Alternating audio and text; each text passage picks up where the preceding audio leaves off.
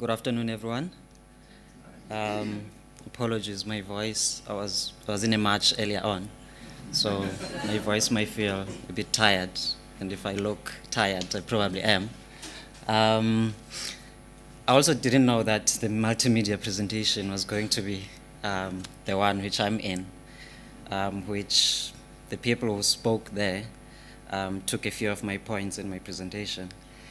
But I'm just going to give, before I talk about social audits, I'm just going to give a brief background about the Social Justice Coalition.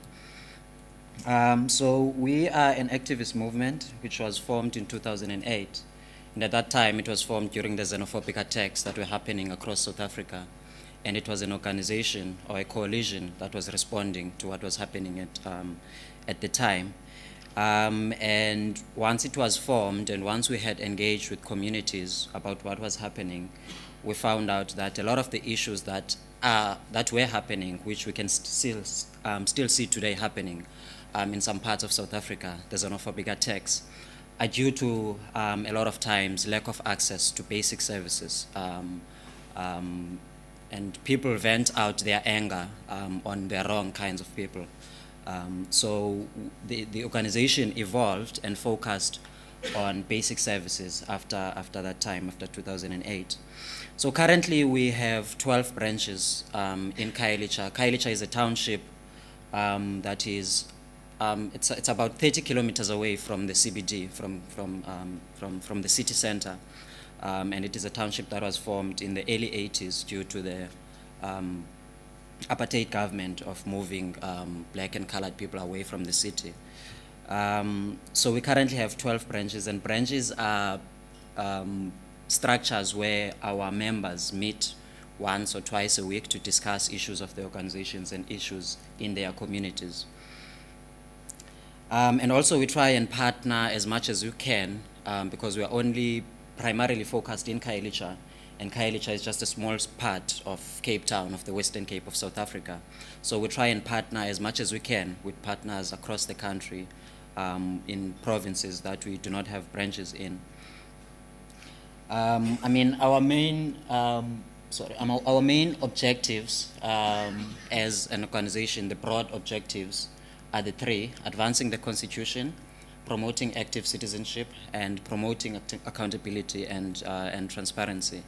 And we try and do those within these two programs, the local government program and the safety and justice program, which my colleague, a general secretary, will focus on tomorrow in her presentation, the second one.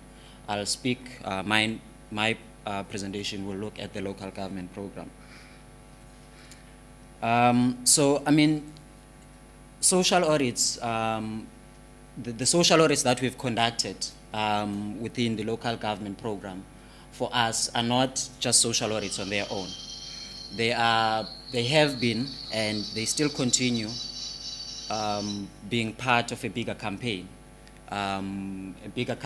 of access to basic services, of access to water and sanitation services. And I think, I mean, based on the previous discussion that was, the discussions that happened before this, this particular discussion, there was a lot of talk about police and the responsibility of police in terms of prevention, of crime prevention and violence prevention. And I mean, we've had a lot of fights ourselves with the police within the safety and justice program. But the main responsibility, the responsibility of creating safe communities does not only lie on police. And this will just identify why I'm talking about that. So I'm just going to give a brief background of our sanitation campaign. So, I mean, you might have seen in the video, so there's these particular services that exist in a lot of informal settlements in Cape Town and in other informal settlements across South Africa, where there's the existing services, there's the provision of those temporary services, the chemical toilets, container toilets, portable toilets. I'll show pictures of those so that you get a sense of what those are. And there's refuse collection, which is also provided. There's a call center, the Technical Operations Center from the city side, where people use or that people are supposed to use to report issues within their communities of, that are related to those basic services. There's large-scale repairs in terms of basic services of taps, of toilets that are supposed to be happening, and there's area cleaning. And there's also provision as well of communal flush toilets, your normal flush toilets, which in a lot of areas are communal, so they are shared by households, from 5 to 10 households sharing one toilet. And a lot of those are often inadequate in a lot of informal settlements. I mean, I'm going to show the pictures which will prove or show you why I'm saying these are inadequate. And then there's those missing services on the on my left-hand side, your right-hand side, where before we advocated for a service that is called the janitorial service. There was no permanent servicing or permanent monitoring or maintenance of the flush toilets, the shared communal flush toilets in informal settlements. Your standpipes, there's a lot of gray water that tends to build up because of the shared communal taps. There was no monitoring and maintenance of those. There are no hand washing facilities, monitoring of data, consultation, and information about services. Those were missing services, and still, some of them are still missing services. And this is just a picture of the communal flush toilets. These pictures, you might have seen in the videos as well, still exist in some areas. But there's been some improvement because of the janitorial service, which was introduced in 2012. I mean, a picture tells a much better story than what I'm saying. So these are conditions that people experience in informal settlements. And if I talk about police and the prevention of crime, people having to use these toilets end up not using them because they are in this condition. So people have to walk distances at night sometimes, and there's no proper lighting in informal settlements, and they get criminal attacks. So you can't expect a policeman to do anything about that. That's a responsibility of local government. We've collected testimonies of people being robbed, being raped, some family members being murdered, people trying to access a toilet or a tap, and it's because of such conditions. And these are some of the outsourced services that I mentioned earlier. So on your top right, that side, the blue toilets are called the chemical toilets. They're outsourced. That's a bucket toilet on your bottom left there. These were facilities that were used during the apartheid era, which still exist today in a lot of informal settlements across South Africa. And then those are called portable flush toilets.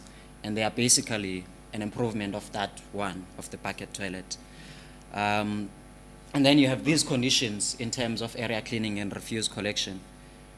So, I mean, our social audits have been mainly focused on these issues. And so I'm just going to now speak as to what is a social audit, which was explained in the video, so I don't have to dwell much further on that. So this is our basic definition of a social audit. It's a civil society-driven process that encourages community participation in monitoring government service delivery and expenditure. The process allows community to understand, measure, verify, report, and ultimately contribute to improving government performance. And this is how we've used this methodology. This is a tool that has been used, that we adopted from India, that has been used for the past 20 years. And so we adopted it from there and used it into our context. So there's the first part of accessing information from local government. And in most of the social audits that we've conducted, we've had to try to access documents which are called service delivery agreements. And those are contracts between government and the outsourced and the private companies. And we use that information to check what is it that this company is supposed to provide. How much money is this company supposed to provide? This is information that is supposed to be freely available to the public, but in a lot of times it is not. And the second part is training of community members, of citizens, and analyzing that information, because these are technical documents which are difficult to read at times. So trying to simplify that information and train people as to how to read that kind of document. And then once we analyze that information, we create questionnaires based on that information. And that is the information that we used to go and conduct social audits. So we do a physical verification site. If the service delivery agreement says there are supposed to be 50 toilets, we go and physical count if there are 50 toilets. And in the first social audit that we conducted, the SDA said that there were supposed to be 365 toilets. We found out that there were 90 toilets that were missing. And this company was being paid millions of rands for those toilets that were missing. And then there's the capturing and collating of that information, that data that we collected. And then on a Saturday, which is a weekend, we try and present those findings to the broader community and to government, and try and get government to respond to some of those findings. And the most important part out of this step is the final one, because you can have all those, but if you do not do the follow-up, then it's a waste of time. That social audit is a waste of time. So the follow-up has to be a continuous process, that you follow up with government with timelines, and whatever government has promised in the public hearing in order to get results. That has to be the sustainable part of that methodology. So just a few points on social audits before I finish. Social audits are not a fault-finding exercise. They are a way to improve participatory governance and to improve services on the ground. It's a fact-finding mission, and it's not a fault-finding exercise. And it is there to promote accountability, to promote community participation. And this is where you see a real active citizenship, because it's people who are using those toilets who are actually auditing those toilets, instead of getting researchers from outside of Khayelitsha to come and do that particular audit. It's people from Khayelitsha who are doing that particular audit. It promotes accountability and transparency. It complements financial audits, because that's what governments focused on in South Africa. They focus on getting clean audits, on financial audits. So the social audits complement those. And it's not a one size fits all.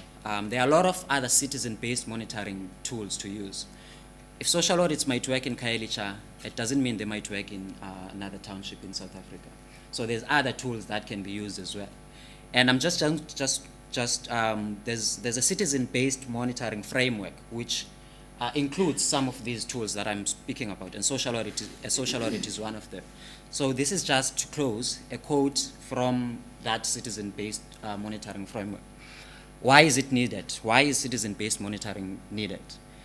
And this quote says, "The experiences of citizens, the intended beneficiaries of government services, are a critical component of measuring the performance of government and for the delivery of appropriate and quality services. Currently, the emphasis of government's monitoring is on internal government processes, and the voice of the citizen is largely absent. This is a risk, as the picture is not complete." So I think I'll end there. Thank you.